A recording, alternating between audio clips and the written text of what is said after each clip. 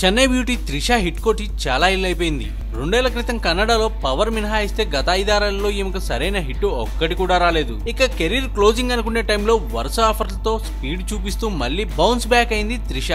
ఇలాంటి టైంలో ధనుష్ డ్యూయల్ రోల్లో వచ్చిన కోలీవుడ్ మూవీ కోడి త్రిష కెరీర్ కు బిగ్ టర్నింగ్ అవుతుంది. పొలిటికల్ థ్రిల్లర్ జోనర్ లో వచ్చిన కోడిలో త్రిష రోల్ చాలా ఇంపార్టెంట్. కథలో లీడ్ పాయింట్ కూడా ఈమె పాత్ర చుట్టూనే ఉంటుంది.